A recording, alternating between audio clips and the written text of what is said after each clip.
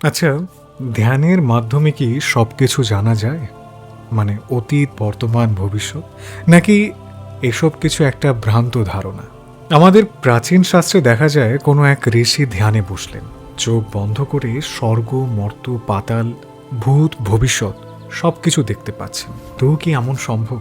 এমনকি আমরাও এর আগের অনেকগুলো ভিডিওতে বলে এসেছি যে ঋষি মুনিরা ধ্যানের মাধ্যমে জানতেন। এই ধ্যানের মাধ্যমে জানা আসলে কি বোঝাতে চাইছি আমরা? এটা অনেকেরই প্রশ্ন ছিল। আবার অনেকেই এটাকে বলে দেন এই সমস্ত কিছু হচ্ছে মন গড়া কাহিনী।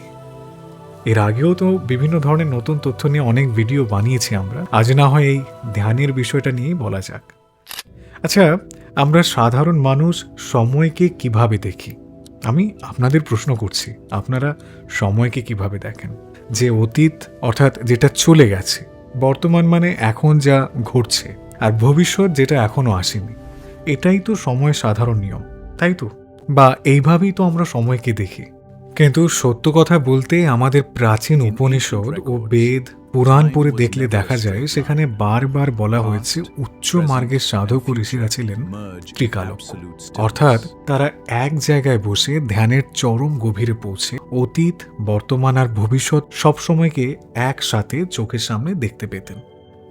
যদি আপনাদের কারো প্রশ্ন হয় এর সঙ্গে আধুনিক বিজ্ঞানের কি কোনো মিল? একদমই আছে। অবাক করার মতো বিষয় হলো আজকের আধুনিক কোয়ান্টাম ফিজিক্সও আলবার্ট আইনস্টাইনের আপেক্ষিকতার তথ্য ঠিক এই একই কথা বলছে। আজ আধুনিক বিজ্ঞান বলছে আমাদের মনে হওয়া অতীত, বর্তমান ও ভবিষ্যৎ আসলে সময়ের কোনো ভিন্ন ভিন্ন স্তর বা অংশ নয়। এগুলো সবই একসাথে এই এক মুহূর্তে বিদ্যমান। বিষয়টা কি ঠিক বুঝতে পারছেন আপনারা? আমি বোধহয় ব্যাপারটা ঠিকঠাক আপনাদের বোঝাতে পারলাম না। চলুন আরেকটা উদাহরণ দিয়ে সোজা ভাষায় আপনাদের বুঝিয়ে দিচ্ছি আমি, আরেকটু সহজভাবে। আপনি মনে করুন রাতে একটি পাহাড়ি আঁকাবাঁকা রাস্তা দিয়ে আপনি ড্রাইভিং করছেন বা গাড়ি চালাচ্ছেন। গাড়ি চালানোর সময় আপনি কেবল গাড়ির হেডলাইটের আলো যতটুক যাচ্ছে, ধরুন সামনে 10 মিটার আলো যাচ্ছে, সির্ফ ততটুকুই আপনি দেখতে পাচ্ছেন। আর যেটা পেরিয়ে এসেছেন, মানে যে রাস্তাটা আপনি অতিবাহিত করে এসেছেন, সেটা অদৃশ্য, মানে অতীত। আর পাহাড়ের বাঁকের ওপারে কি আছে আপনি জানেন না, মানে সেটাই হচ্ছে ভবিষ্যৎ। এবার ভাবুন এক ব্যক্তি পাহাড়ের একদম উঁচুতে দাঁড়িয়ে আছে। সেখান থেকে সে আপনার পুরো রাস্তাটাই এক নজরে দেখতে পাচ্ছে। সে দেখতে পাচ্ছে আপনার গাড়ি কোথা থেকে শুরু হয়েছিল, গাড়িটি এখন ঠিক কোথায় আছে, আর সামনের ওই পাহাড়ে বাঁকের পর কোথায় রাস্তাটা শেষ হচ্ছে বা কোথায় গর্ত আছে। অর্থাৎ পাহাড়ের চূড়ায় থাকা লোকটির কাছে আপনার যাত্রার অতীত, বর্তমান ও ভবিষ্যৎ তিনটাই কিন্তু এক মুহূর্তে চোখের সামনে পরিষ্কার। বিজ্ঞানও একই কথা বলে। আমরা সাধারণ মানুষরা হলাম ওই গাড়ির ড্রাইভারের মতো, যারা সময়ের কেবল এক এক টুকরো অংশ হিসেবে দেখে। ঋষিরা ধ্যানের মাধ্যমে নিজেদের চেতনাকে সেই পাহাড়ের চূড়ায় নিয়ে যেতেন, যেখান থেকে পুরো সময়কে একসাথে দেখা যেত। আর এই অবস্থানটিকেই বলা হতো ত্রিকালজ্ঞ। দেখবেন অনেকেই বলে থাকে সময় নদীর স্রোতের মতো বয়ে চলে। আমরা প্রায় সময় কথাকে শুনি, কিন্তু সময় কোনো নদীর মতো বয়ে চলা জিনিস নয়। সময় একটি 4 মাত্রিক মানে 4D স্পেসের মতো। আজকের আধুনিক পদার্থবিজ্ঞানের অন্যতম যুগান্তকারী আবিষ্কার হলো আইনস্টাইনের থিওরি অফ রিলেটিভিটি। এই রিলেটিভিটি তথ্য আসলে কি বলছে? যে স্থান ও সময় কোনো আলাদা সত্তা নয়, তারা একসঙ্গে মিলে একটি 4 মাত্রিক কাঠামো, স্পেস টাইম গঠন করে। বিজ্ঞানের ভাষায় একে বলা হয় block universe theory. Block universe theory মানে ধরুন পুরো মহাবিশ্ব একটি বিশাল 4D ব্লক। সেখানে অতীত, বর্তমান, ভবিষ্যৎ সবই একটি 4D ব্লকের ভেতরে একসঙ্গে বিদ্যমান। আচ্ছা, একটি 500 পাতার বই কল্পনা করুন তো। আপনি এখন 100 নম্বর পৃষ্ঠা পড়ছেন। এর মানে কি 100-র পরের পৃষ্ঠাগুলো, অর্থাৎ 101, 200 বা 500 নম্বর পৃষ্ঠা এখনো কি তৈরি হয়নি?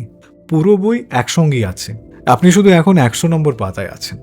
ব্লক ইউনিভার্স থিওরি অনুযায়ী সময়ও অনেকটা এরকম। আমরা বর্তমানে যে পৃষ্ঠাতে আছি সেটাকেই বর্তমান বলছি।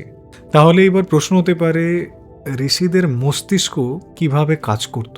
তাদের মস্তিষ্ক কিভাবে সময় ও স্থানের সীমানা পার করে সবকিছু একসাথে দেখতে পেত? আসলে আমরা চোখ দিয়ে যা দেখি না, তা সির্ফ হচ্ছে আলোর রিফ্লেকশন। মানুষের মস্তিষ্কের গভীরে রয়েছে পিনিয়াল গ্ল্যান্ড, যেটিকে শাস্ত্রে বলা হয়েছে আজ্ঞাচক্র বা তৃতীয় নেত্র। আর এই আজ্ঞাচক্রই হলো এসবের আসল কারণ। গবেষণায় দেখা গেছে গভীর ধ্যানের সময় মানুষের মস্তিষ্কে গামা ওয়েভ নির্গত হয়। সাধারণ সচেতন অবস্থায় আমাদের মস্তিষ্ক কেবল ত্রিমাত্রিক অর্থাৎ 3D জগৎকে প্রসেস করতে পারে। মানে আমাদের মস্তিষ্ক সাধারণ অবস্থায় শুধু 3D অর্থাৎ দৈর্ঘ্য, প্রস্থ, উচ্চতা এই 3 মাত্রার পৃথিবীকেই বুঝতে ও অনুভব করতে সক্ষম। কিন্তু গভীর ধ্যানের সময়ে স্থান ও সময়ের সীমাবদ্ধতা যেন আর অনুভূত হয় না। তখন স্থান ও কালের বাধ্যবাধকতা মুছে যায়। আর পদার্থবিজ্ঞানের কোয়ান্টাম এন্টাএঙ্গেলমেন্ট তথ্য অনুযায়ী দুটি কণা একবার বিশেষভাবে যুক্ত হয়ে গেলে তারা অনেক দূরে থাকলেও একে অপরের সঙ্গে অদ্ভুতভাবে সম্পর্ক বজায় রাখতে পারে, যেটা আকাশিক রেকর্ডের ক্ষেত্রে হয়ে থাকে। বিশ্বের যে কোনো তথ্য এই মহাবিশ্বের স্পেস টাইমে চিরকালের জন্য সংরক্ষিত থাকে। একেই ভারতীয় দর্শনে বলা হয়েছে আকাশিক রেকর্ড।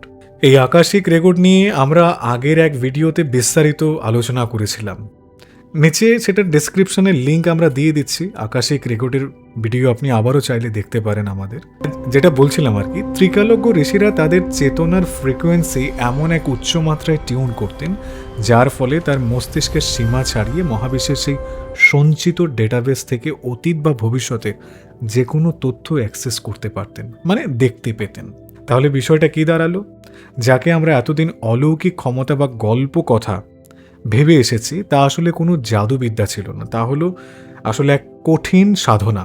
বলা চলে এক ধরনের উচ্চতর বিজ্ঞান যা আজকের সায়েন্সে কোটি কোটি ডলার খরচা করে কোয়ান্টাম কম্পিউটার দিয়ে বোঝার চেষ্টা করা হচ্ছে। আমাদের প্রাচ্যের ঋষিরা হাজার হাজার বছর আগে গভীর আত্ম অনুসন্ধানের মাধ্যমে সেই পরম সত্যকে জেনে ফেলেছিলেন। তারা বুঝতে পেরেছিলেন যে কোনোভাবেই মানুষের চেতনা কেবল এই রক্ত মাংসের শরীরে সীমাবদ্ধ নয়। আমাদের ভেতরের চেতনা মহাবিশ্বের পরম কালচক্রের সাথে যুক্ত। আর তাই ব্রেনকে সাধনার মাধ্যমে প্রস্তুত করে সেই উচ্চ পর্যায়ে নিয়ে যেতে পারলে স্বর্গ, মর্ত, পাতাল, ভূত, ভবিষ্যৎ সবকিছু দেখা ও বোঝা সম্ভব। তবে ধ্যানের মাধ্যমে ত্রিকালজ্ঞ হওয়া বা আকাশিক রেকর্ডে প্রবেশ করার দাবি ভারতীয় আধ্যাত্মিক দর্শনে গুরুত্বপূর্ণ স্থান পেলেও আধুনিক বিজ্ঞান এখনও তা প্রমাণ করতে পারেনি। তবে চেতনার প্রকৃতি নিয়ে গবেষণা আজও চলছে, আর ভবিষ্যতে নতুন আবিষ্কার আমাদের এই রহস্য সম্পর্কে আরো গভীর ধারণা দিতে পারে। সুতরাং আপনার কি মনে হয় আধুনিক বিজ্ঞান একদিনেই কি এই ত্রিকালজ্ঞ হওয়ার রহস্য পুরোপুরি উন্মোচন করতে পারবে? আমার তো মনে হয় না। যাই হোক, বিজ্ঞান ও আমাদের প্রাচীন দর্শনের এই অভূতপূর্ব মিল আপনার কেমন লাগলো কমেন্টে অবশ্যই আপনার মতামত জানাবেন। ভালো লাগলে শেয়ার করে সকলের মাঝে ছড়িয়ে দিন। আর আমাদের চ্যানেলটি যদি আপনাদের ভালো লেগে থাকে সাবস্ক্রাইব করে আমাদের পাশে থাকুন। দেখা হচ্ছে পরের ভিডিওতে। ততদিন পর্যন্ত ভালো থাকুন। ধন্যবাদ।